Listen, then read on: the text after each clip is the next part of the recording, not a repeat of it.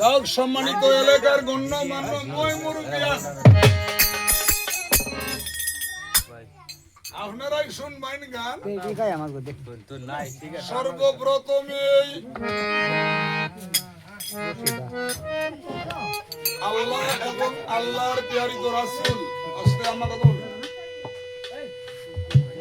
আল্লাহ রাসূলের প্রতি আমি সম্মান এবং সালাম পাঠাইলাম। তাজদারে মদিনা মুনওয়ারাতে আমার নবীজির কদম মোবারকে ভক্তিপূর্ণ চুম্বন এবং সালাম রাখলাম। আজকের এই অনুষ্ঠানের মাধ্যমে আল্লাহ রাসূলের পরে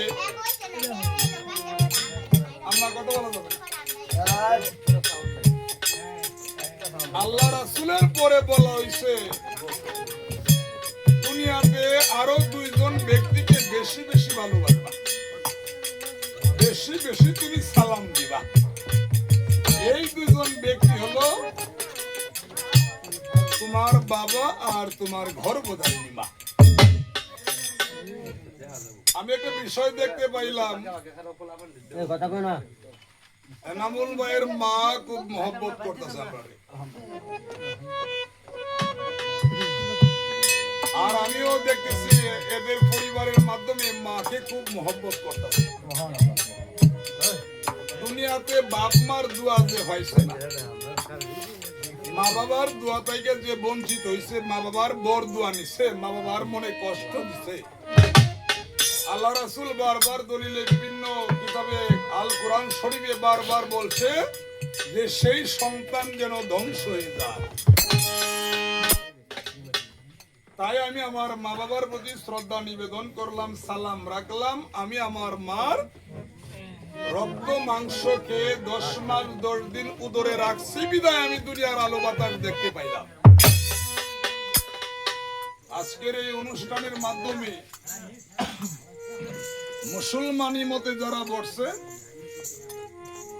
মা বাবার পরে সম্মান হইল যে যে ফিরের হাত ধরছে,